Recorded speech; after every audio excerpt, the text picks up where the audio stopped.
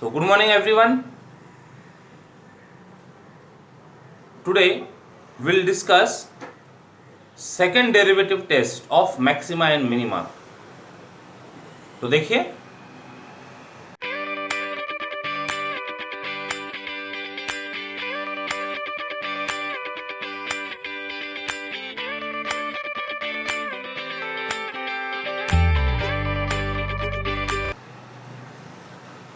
if y equal to f of x is given function, then for maxima or minima necessary condition is f dash x equal to 0.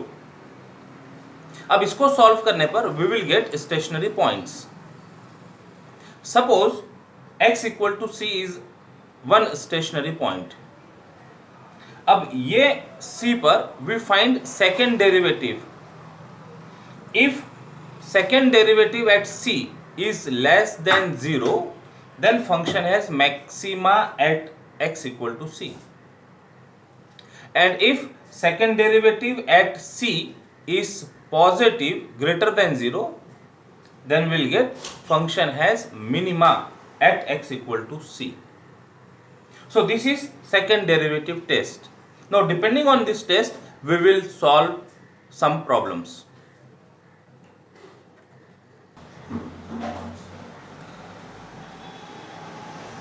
Exercise 2.4 on page number 90. Word problems. Question number 10. Divide the number 30 into two parts such that their product is maximum. अभी तक हमको function दिया हुआ होता था. अब word problems जब दिए हो तो हमें उसको फंक्शन में कन्वर्ट करना होगा. देखिए,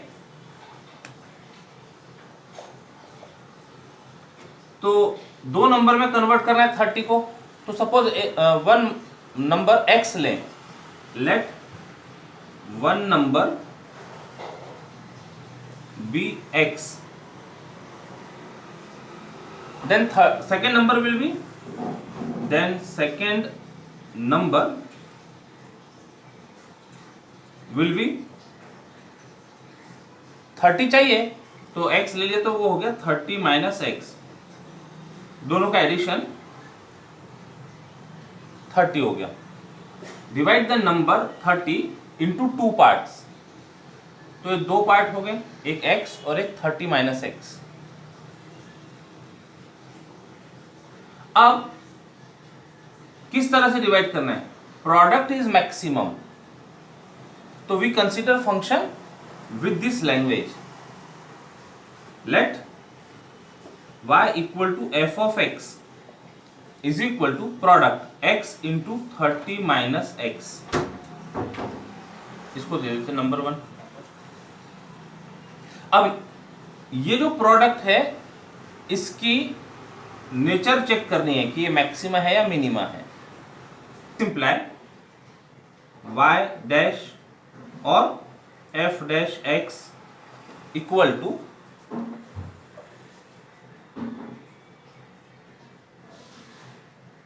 ब्रैकेट सिंप्लीफाई करके डेरिवेटिव फाइंड करना और आसान होता था.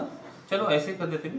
First derivative of second minus 1 plus second derivative of first, that is equal to minus X यानी 30 माइनस 2x. कैसे हो गया? 30x माइनस एक्स स्क्वायर, तो 30x का डेरिवेटिव 30 और माइनस एक्स स्क्वायर का डेरिवेटिव माइनस 2x. ये है derivative. Now for extrema f dash x equal to 0. तो this imply 30 minus 2x equal to 0, which gives 2x equal to 30, therefore x is equal to 15. So this becomes stationary point. Therefore x equal to 15 is a stationary point. अब ये stationery point पर maxima है या minima है, उसके लिए हम second derivative test apply करते हैं। मतलब क्या करते हैं, सेकेंड डेरिवेटिव फाइंड करते हैं इसका, और सेकेंड डेरिवेटिव में ये वैल्यू पुट करते हैं और नेचर देखेंगे। पॉजिटिव होगा तो मिनिमम मिलेगा, नेगेटिव होगा तो मैक्सिमम मिलेगा।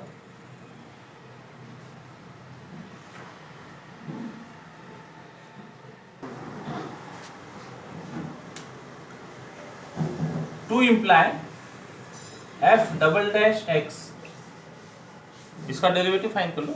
F double dash X is -2। अब ये खुद कांस्टेंट फंक्शन है, तो अब यहाँ पर कोई भी x की वैल्यू पुट करें तो ये चेंज नहीं होने वाला, कांस्टेंट फंक्शन है।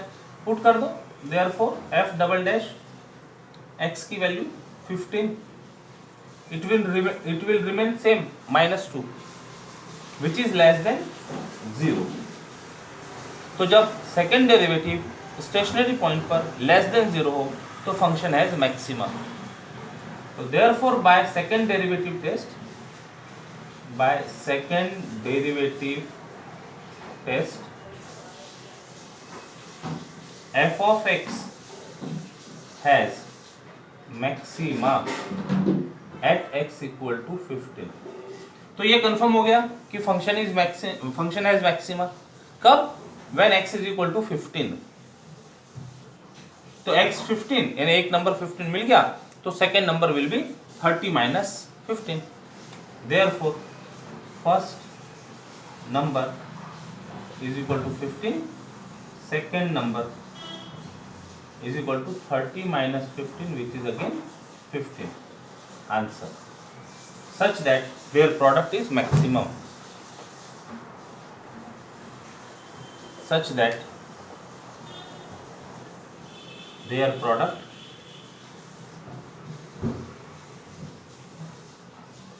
is maximum।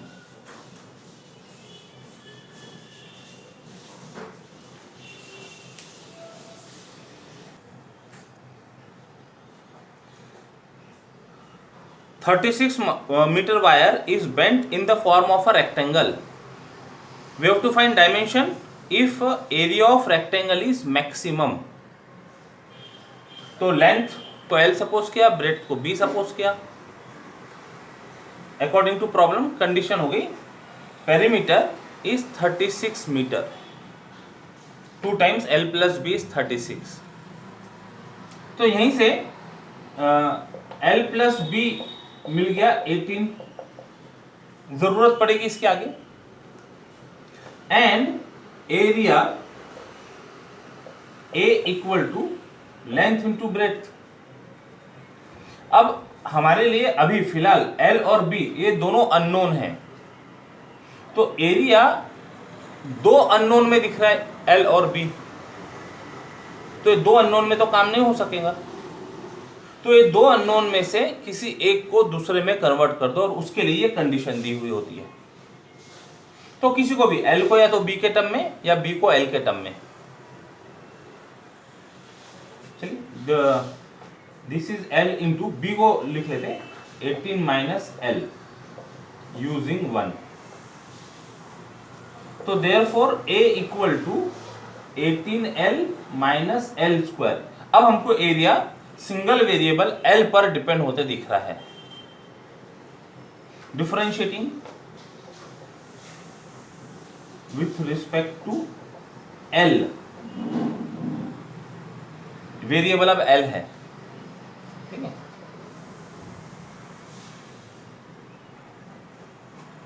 तो dA by dL equal to 18 minus 2L। Second derivative भी फाइंड कर देते, बाद में लगने वाला है। And d2A by dL square is equal to -2, इसका डेरिवेटिव -2।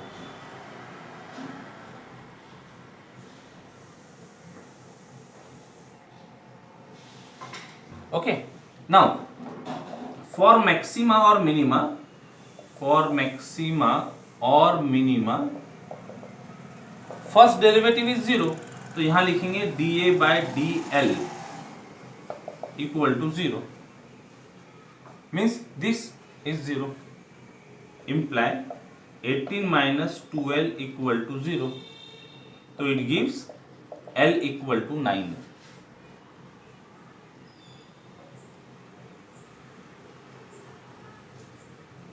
सिंप्लीफाई किया L equal to 9. तो this is L equal to 9 is turning point और स्टेशनरी पॉइंट. अब ये टर्निंग पॉइंट पर सेकेंड डेरिवेटिव टेस्ट करते हैं. And second derivative d2a by dl square at L is equal to 9 is जब इस तरह के नोटेशन हो तो यहां सफिक्स में लिखकर बताया जाता है. अब d2a बाय dl स्क्वायर खुद से -2 है तो ये L की वैल्यू पर डिपेंड नहीं कर रही. It is -2 less than 0. Second derivative less than 0 है तो function has maxima. This implies therefore by second derivative test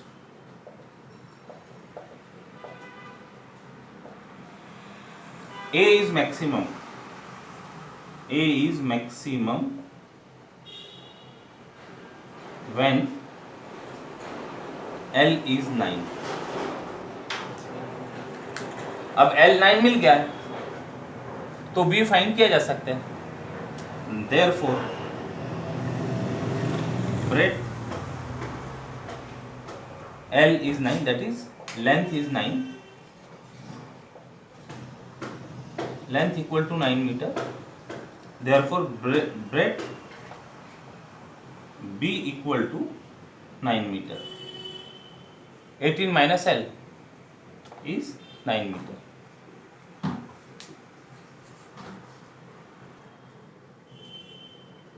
Remark,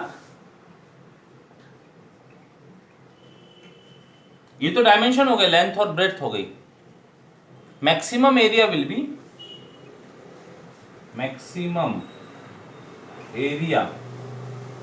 equal to length into breadth, that is equal to 81 meter square or square meter. 81 square meter.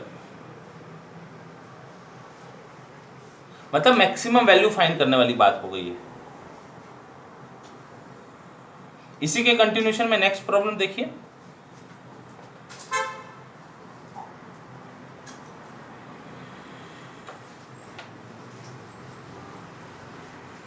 Question number 13. A ball is thrown in the air.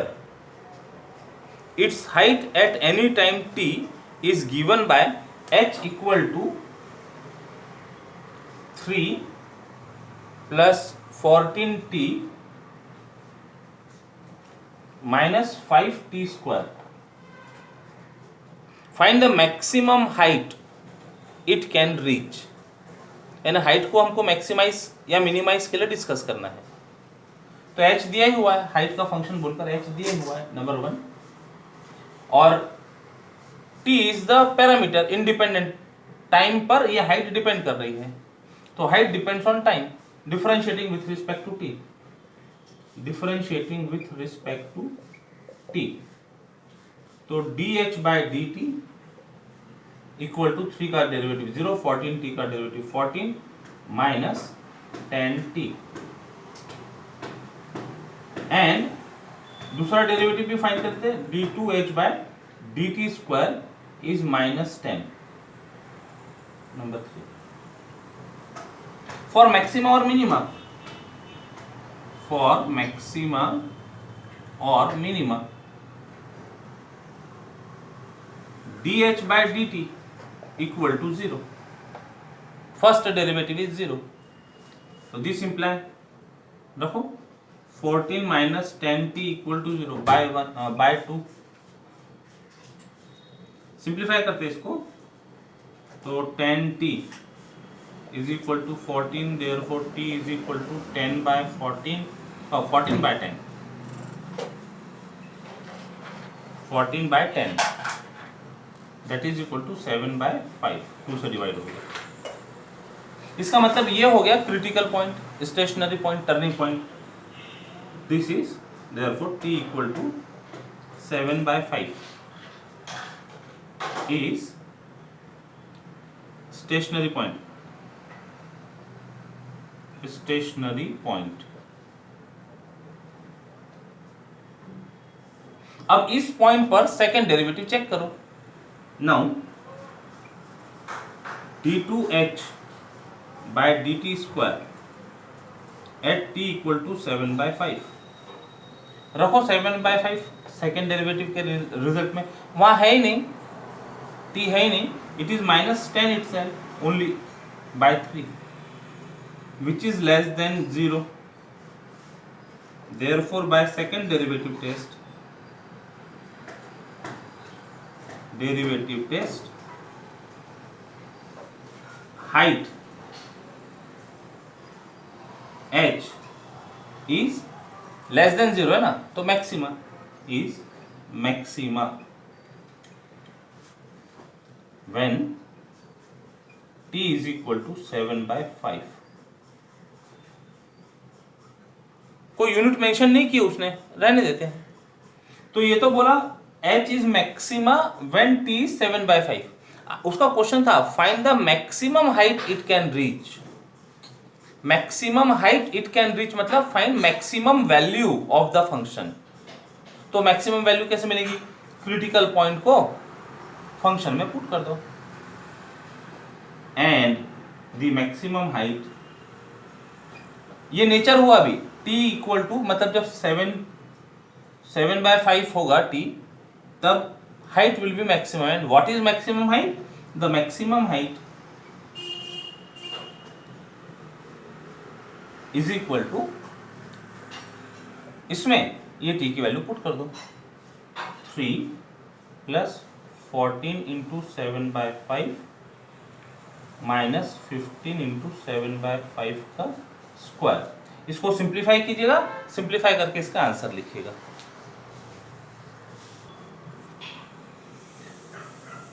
यहाँ 15 नहीं 5 होना चाहिए, 5t square. तो value put कर दिए, value put किए और वो वैल्यू पुट करके उसको डेसिमल में कन्वर्ट करके सिंप्लीफाई किए. तो 12.8 इस हाइट पर, अब जो भी यूनिट होगी, जो भी यूनिट दिया होगा, अभी यहाँ दिया नहीं इसलिए हम यूनिट नहीं मेंशन कर रहे. तो 12.8 हाइट पर, इतनी मैक्सिमम हाइट पर बॉल जा सकता है. ठीक, आज के लिए यहाँ रुकते हैं. Bye bye. जय गणित.